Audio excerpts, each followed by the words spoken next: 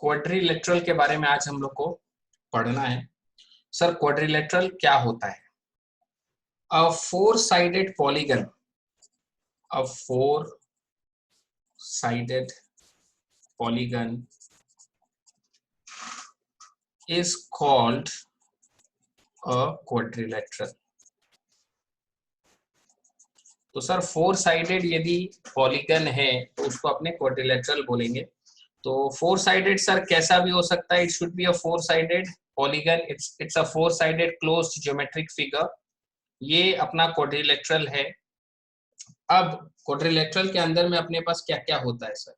Quadrilateral में अपने पास में फोर वर्टिसेस है, चार ठो वर्टिसेस है। सर कौन सा है चार वर्टिसेस? ये A B C and D, ये चार इसका वर्टेक्स है, चार इसका वर्टिसेस है। Vertices is the plural word for vertex. A B C and D are the four vertices. It has four angles, इसके पास चार ठो एंगल्स है। कौन कौन सा एंगल है सर? ये angle A B C and D. तो angle A, angle B, angle C and angle D. Sir इसके पास चार साइड्स है, it has four sides. Sir कौन सा है ये four sides? A B, B C, C D and A D. AB is a side, BC is a side, CD is a side, and AD is also a side. So it has four vertices, it has four angles, it has four sides, and इसके पास दो ठो diagonals है, दो ठो diagonals है। Sir कौन सा है ये दो diagonal? AC and BD। AC भी diagonal है and BD भी diagonal है। तो AC and BD are two diagonals। Now इस क्वाड्रिलेटरल एबीसीडी में इस क्वाड्रिलेटरल एबीसीडी में यदि हम एडजेसेंट साइड्स के बारे में बात करें, ये सब थ्योरी अपने को लॉन्ग रन में हमेशा काम आएगा। सर एडजेसेंट साइड्स के बारे में यदि बात करें तो what are the pairs of adjacent sides? सबसे पहला बात तो ये कि एडजेसेंट साइड्स का मतलब होता है अगल बगल वाला, आसपास वाला, जिसका एक कॉमन वर्टेक्स होता है, ठीक है ना। तो ए बी और बी सी का ये कॉमन वर्टेक्स है बी। तो एडजेसेंट साइड्स का यदि हम पेयर बनाएं तो ए बी बी सी बनेगा। फिर बी सी को यदि लेते हैं तो बी सी के साथ सी डी है, ठीक है सर। फिर यदि अपने सी डी को लेते हैं तो सी डी के साथ डी ए है, डी ए को लेते हैं तो डी ए के साथ ए बी है। तो सर एडजेसेंट साइड्स मतलब अगल बगल वाला जो साइड्स है। Next is opposite sides. Sir opposite sides कौन सा होता है? ऑपोजिट साइड मतलब आमने सामने वाला, ऑपोजिट। जैसे ए बी के सामने कौन सा है? C D. बी सी के सामने कौन सा है? A D. तो इसके पास दो ही पेयर है ऑपोजिट साइड्स का, ए बी के सामने C D and B C के सामने A D. Sir A B के सामने सी डी and BC के सामने AD, these are the opposite pairs of sides. Now talking about adjacent angles. Sir adjacent angles मतलब कौन सा होगा? अगल बगल वाला। जैसे एंगल A एंगल B के साथ adjacent है, B C के साथ adjacent है, C D के साथ adjacent है and then D A के साथ। तो adjacent angles में पेयर होगा एंगल A का एंगल B के साथ, एंगल B का एंगल C के साथ, एंगल C का एंगल D के साथ एंड एंगल डी का एंगल ए के साथ। तो सर अगल बगल वाला जो एंगल्स होता है उसको अपने एडजेसेंट एंगल्स बोलते हैं। Now opposite angles. Sir opposite angles मतलब आमने सामने वाला जो एंगल्स है, जैसे कि हम लोग इस डायग्राम में देख सकते हैं, एंगल ए के ऑपोजिट में एंगल सी है, एंगल बी के ऑपोजिट में एंगल डी है। तो इसका जब पेयर बनाएंगे तो एंगल ए के साथ एंगल सी, एंगल बी के साथ एंगल डी। तो ए का जो ऑपोजिट है वो सी है और बी का जो ऑपोजिट है वो डी है। तो सर इस तरीके से एक क्वाड्रिलेटरल का जितना भी थ्योरेटिकल नॉलेज है वो अपने को मिल गया। नाउ ये सारा जो अभी अपने बात की है खाली क्वाड्रिलेटरल के लिए नहीं, ये दूसरा भी ज्योमेट्रिक फिगर्स में अपने को काम आ जाता है। एडजेसेंट साइड्स का मीनिंग सेम होता है, चाहे वो ट्राइंगल हो, चाहे वो क्वाड्रिलेटरल हो, चाहे वो पेंटागन हो। Same goes with opposite sides, same goes with adjacent angles and same goes with opposite angles. Now quadrilateral का मतलब तो सर समझ में आ गया, अ four sided close geometric figure और उसका ये सारा डिटेल्स। नाउ क्वाड्रिलेटरल यानी कि four sided close geometric figure के अंदर में बहुत सारा कैटेगरी बनता है, जैसे कि स्क्वायर, पैरेललोग्राम, रेक्टेंगल, काइट, ये सब four sided close geometric figure है, सब क्वाड्रिलेटरल के कैटेगरी के अंदर में आता है। तो अभी हम लोग पढ़ेंगे काइंड्स ऑफ क्वाड्रिलेटरल्स। क्वाड्रिलेटरल्स के अंडर कैटेगरी में कौन कौन आता है? Number one is parallelogram, number two is trapezium,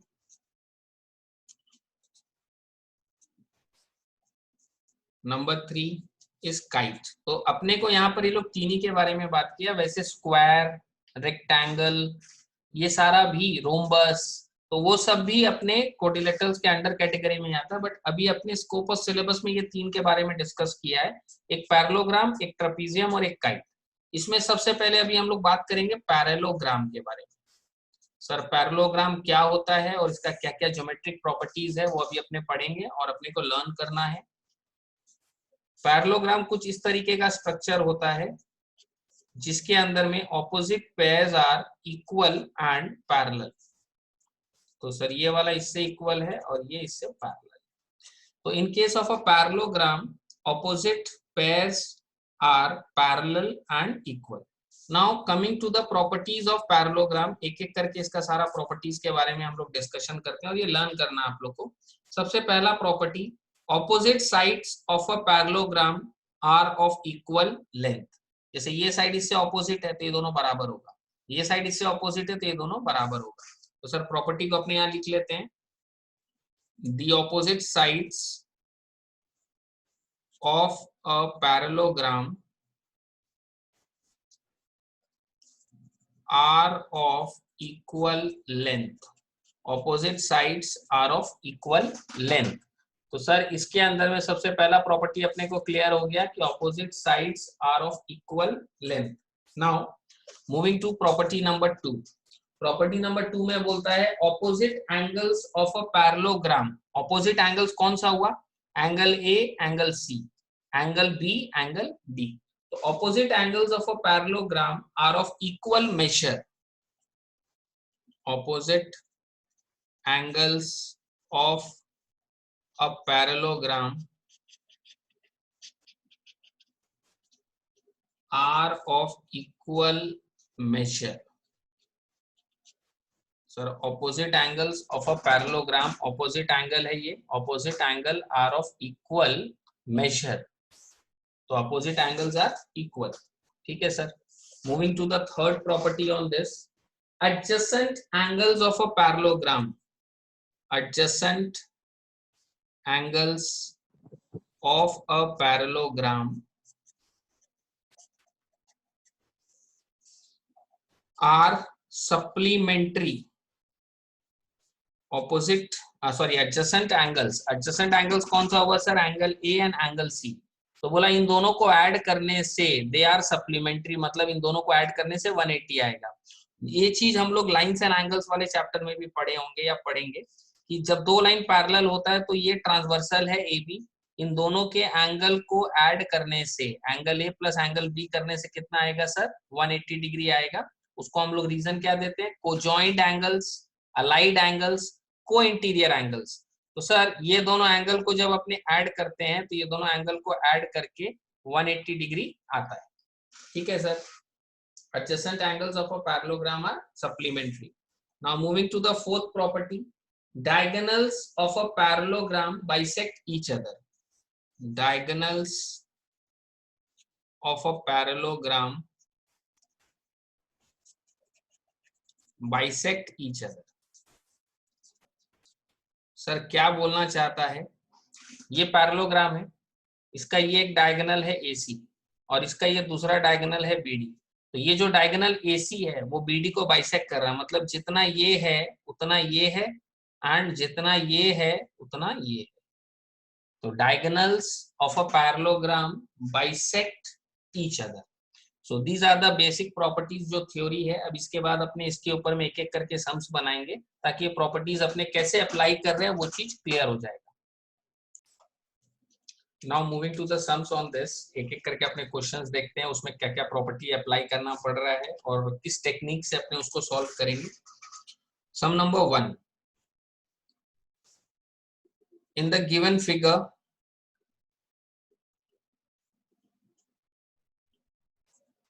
find the perimeter,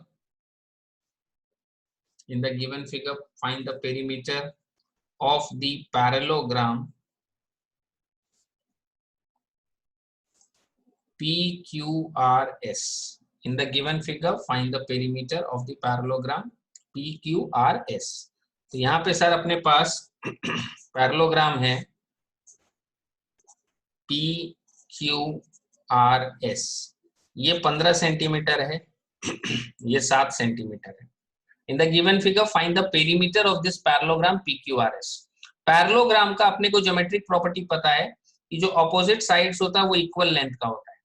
तो यदि PQ 15 सेंटीमीटर है तो SR भी 15 सेंटीमीटर होगा। यदि QR 7 सेंटीमीटर है तो SP will be equal to QR, तो ये भी सर 7 सेंटीमीटर होगा। एंड पेरीमीटर का मतलब अपने को पता है, पेरीमीटर क्या होता है sir, sum of all sides, ठीक है ना।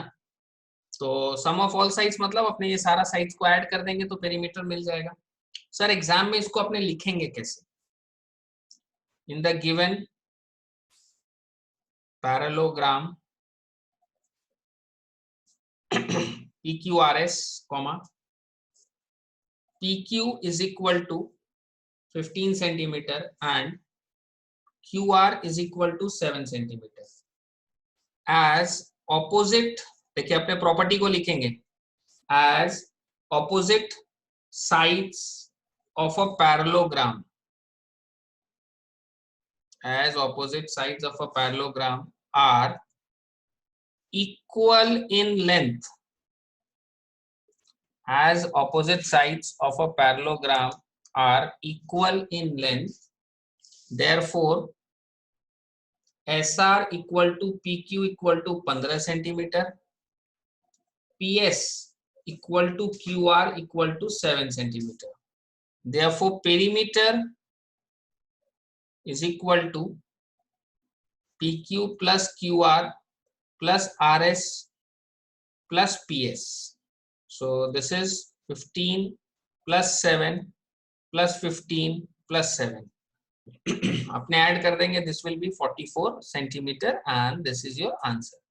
देखिए वर्बली समझाएं, फटाक से समझ में आ गया, बाद बाकी आप लोगों को लिखना है विद स्टेटमेंट्स, तो वो अपने लिख देंगे। Okay sir, moving to the next sum on this, question number 2। Question number 2 में अपने को बोला है two adjacent sides of a parallelogram are in the ratio 4:5 if the perimeter of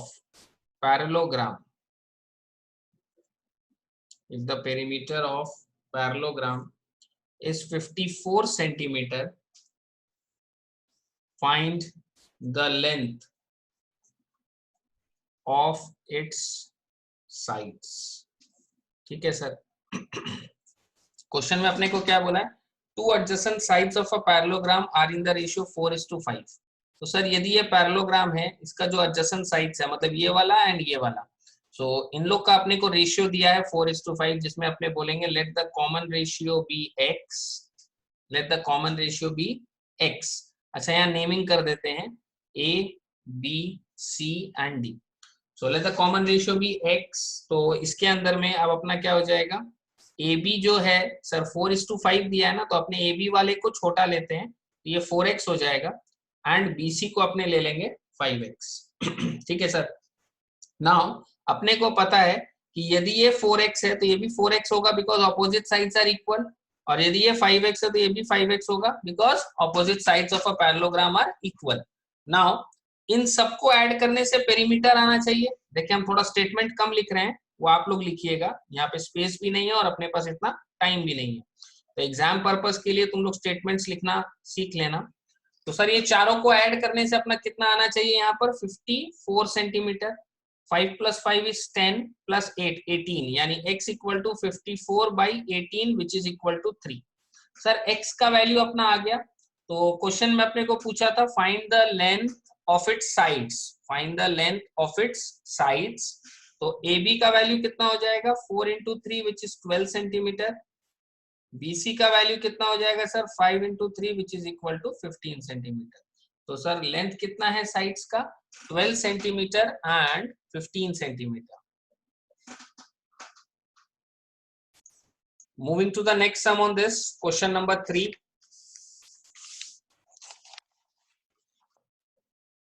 Question number 3 में अपने को बोला है in the given figure BEST, best is a parallelogram. BEST is a parallelogram. Find the values of x, y and z. ठीक है sir, in the given figure BEST is a parallelogram. तो इसके अंदर में क्या है, अपने इसका पैरेललोग्राम जो फिगर अपने को दिया है, it is basically like this.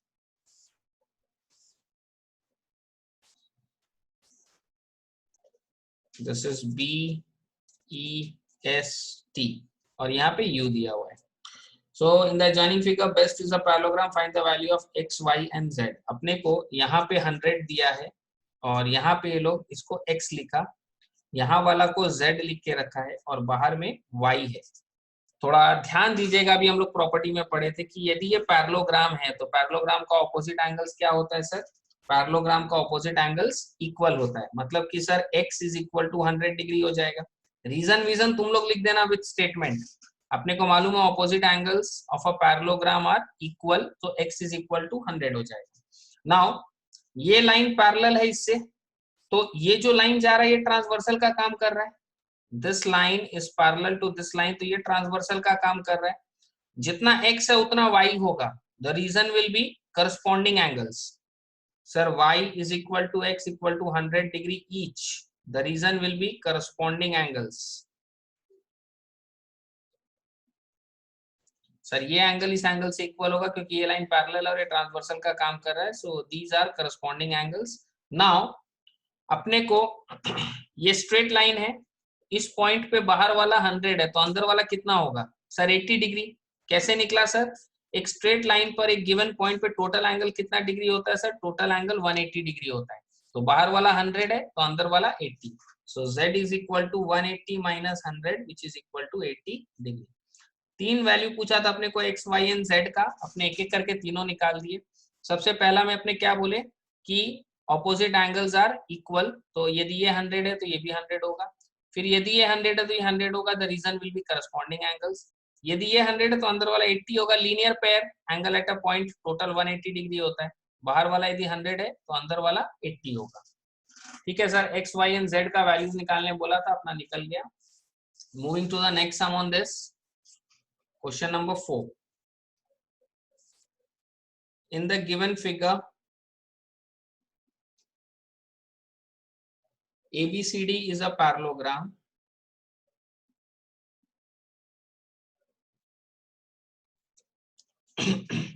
ABCD is a parallelogram if measure of angle B is equal to 100, comma, find the measures of all other angles of the parallelogram ABCD. Sir इसके अंदर अपने को एक parallelogram दिया, this is the parallelogram ABCD। इसके अंदर angle B का value दे दिया, दिस इज 100 डिग्री। अब सबसे मजे का बात क्या मालूम है, पैरेललोग्राम के अंदर में 4 एंगल होता है। कोई भी यदि एक एंगल अपने पास होगा ना तो बाकी एंगल अपने एकदम आराम से निकाल लेते हैं। तो सर यदि ये 100 है तो ऑपोजिट एंगल्स आर इक्वल, ये 100 है तो ये भी 100 होगा। अपने क्या बोलेंगे, angle D is equal to angle B equal to 100 degree. Reason क्या लिखेंगे, opposite angles of a parallelogram are equal. Now अपने को मालूम है कि ये दोनों लाइन पैरेलल है, तो यदि ये दोनों लाइन पैरेलल है तो ये ट्रांसवर्सल का काम कर रहा है। AD is parallel to BC, इसका मतलब AB जो है वो ट्रांसवर्सल है, इन दोनों एंगल को ऐड करके 180 डिग्री आएगा। Angle A plus angle B is equal to 180 degree, angle A plus 100 equal to 180, so angle A is equal to 80 degree and this will be your answer. Sir angle A आ गया 80 degree, यदि A 80 है तो C भी 80 होगा। Sir angle C 80 कैसे होगा? Opposite angles of a parallelogram are equal, तो सर यहां से एंगल D मिल गया, यहां से angle A and angle C। तो क्वेश्चन में ये बोला था find the measure of all other angles, so all other angles have been calculated. And ये बात हमेशा ध्यान रखिएगा, पैरेललोग्राम में एक एंगल यदि अपने को मिल जाएगा ना तो बाकी एंगल्स अपने एकदम आराम से निकाल लेते हैं, क्योंकि ऑपोजिट एंगल्स आर इक्वल। एक तो वो कंसेप्ट यूज करते हैं, दूसरा कंसेप्ट अपने कोजॉइंट एंगल्स वाला यूज करते हैं कि ये दोनों लाइन पैरेलल है तो इनको ऐड करके 180 आएगा, they are supplementary. Moving to the next sum on this, question number 5.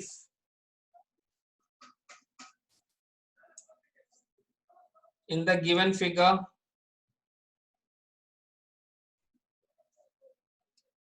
ABCD is a parallelogram. ABCD is a parallelogram. Find the values of X, Y and Z. तो sir figure अपने को दिया हुआ है, कुछ इस तरीके का फिगर है, ये यहाँ से ऐसे ऊपर चला गया। Now this line is parallel to this line and this line is parallel to this line. इसका नेमिंग कर देते हैं A, B, C and D. Now ये पूरा Y है, यहाँ पर E है। सर ये वाला अपने को दिया 2x plus 2, this is 3x minus 1. ऊपर वाला एंगल 50 डिग्री है, नीचे में यहाँ पे Z लिख के दिया है, एंड ये वाला एंगल 102 है। सर क्वेश्चन में अपने को x, y एंड z का वैल्यू निकालने बोला है, तो सबसे पहले अपने x का वैल्यू को देखते हैं। ये पैरेललोग्राम है अपना ABCD, ये 2x plus 2 सेंटीमीटर दिया है and this is 3x minus 1 centimetre. Opposite sides of a parallelogram are equal, इसका मतलब sir 3x minus 1 is equal to 2x plus 2, 3x minus 2x equal to 2 plus 1, so implies x का value 3 centimetre. Sir अपने को x, y, z तीनों का value निकालने बोला है, सबसे पहले अपने x का वैल्यू निकाल लिए, the value of x is 3। ठीक है सर, सेंटीमीटर नहीं भी लिखेंगे तो भी चल जाएगा, the value of x is 3 लिखने से भी काम हो जाएगा। Next is the value of y। Sir y कहाँ लिखा हुआ है? y का वैल्यू यहाँ पे लिखा हुआ है, ठीक है ना। थोड़ा सा अपने को इसमें क्या होगा कि we have to use brain for this. यदि ये 102 है तो ये वाला एंगल कितना होगा? सर यदि ये 102 है तो एंगल D का वैल्यू 102 होगा, angle D equal to 102, reason will be opposite angles of a parallelogram are equal. Now in this triangle this is the exterior angle. The exterior angle of a triangle is the sum of opposite interior angles. The exterior angle of a triangle y is equal to sum of opposite interior angles. तो sir y का value 152 आ जाएगा यहाँ से। The exterior angle of a triangle is the sum of opposite interior angles. ये दोनों angle को add करके y आना चाहिए, ठीक है सर, y आ गया। नाउ इसमें अपने को z कैलकुलेट करना है, एंड z के लिए भी थोड़ा सा अपने को we have to use brain for it. यदि अपने को एंगल DAB मिल जाए ना, DAB यदि अपने को मिल जाए, सर DAB ये पूरा मिल जाए ना तो उसमें से 50 को हटा देंगे तो z आ जाएगा। सर ये पूरा निकालना बहुत आसान है। ये एंगल कितना है? 102, और ये लाइन इस लाइन से पैरेलल है, तो ये एंगल कितना होगा? सर यहाँ पर D है, यहाँ A है, यहाँ B है और यहाँ पर C है। Angle DAB is equal to 180 minus 102, क्योंकि मेरे को पता है इन दोनों को ऐड करने से 180 डिग्री आता है, तो सर एंगल DAB का वैल्यू आ गया 78। नाउ ये पूरा 78 है, क्वेश्चन के हिसाब से ऊपर वाला कितना है सर? 50, तो z plus 50 is equal to 78।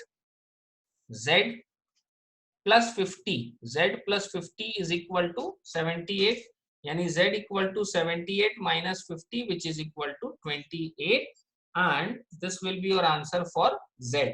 तो सर क्वेश्चन में अपने को x, y एंड z निकालने बोला था, अपने एक एक करके x, y एंड z को कैलकुलेट कर दिए। Moving to the next sum on this question number 6। छोटा सा सम है, प्रॉपर्टी के ऊपर ही बेस्ड है, हो जाएगा एकदम आराम से। इन the given figure comma PQRS is a parallelogram. In the given figure, PQRS is a parallelogram. Given that OS equal to 6 centimeter and SQ is 2 centimeter more than PR. Full stop. Find OP. इसके अंदर में ये जो parallelogram है, इस parallelogram को अपने PQRS, now ये डायगोनल्स जो इंटरसेक्ट कर रहा है इसका पॉइंट का नाम है O। So in the given figure PQRS is a parallelogram. OS का वैल्यू अपने को दिया है कि 6 है और SQ का वैल्यू, SQ तो नहीं होना चाहिए, अच्छा SQ is 2 centimetre more than PR और OP का वैल्यू निकाल के देना है। ठीक है, एक एक करके चलते हैं इसमें स्टेप बाय स्टेप। यदि OS 6 है तो OQ कितना होगा? OQ is equal to OS होगा, क्योंकि हम लोग प्रॉपर्टी में पढ़े हैं कि diagonals of a parallelogram bisect each other, तो सर ये भी 6 सेंटीमीटर होगा। तो सर ये OS यदि 6 है तो OQ भी 6 होगा, मतलब SQ पूरा कितना है सर? 6 प्लस 6 यानी कि 12 सेंटीमीटर। सर ये पूरा कितना है? पूरा है सर ये 12 सेंटीमीटर। नाउ क्वेश्चन में क्या बोला है कि SQ is 2 centimetre more than PR। SQ is 2 centimetre more than PR। SQ का वैल्यू यदि निकालना है तो PR में +2 कर दो तो SQ का वैल्यू आ जाएगा। तो सर SQ का वैल्यू यहाँ पुट कर दिए तो इसमें से मेरे को PR का वैल्यू मिल जाएगा। PR का वैल्यू कितना है सर? ये PR का वैल्यू है सर 10 सेंटीमीटर। नाउ ये जो पूरा PR है ये पॉइंट O पे आधा आधा हो गया। सर पूरा 10 है तो 1 5 एंड 1 5, आधा आधा हो जाएगा। तो अपने क्या बोल सकते हैं? OP is equal to half of PR। So this is half of 10 which is 5 centimetre. Sir OP का वैल्यू ही अपने को कैलकुलेट करने बोला था and the value of OP is equal to 5 centimetre.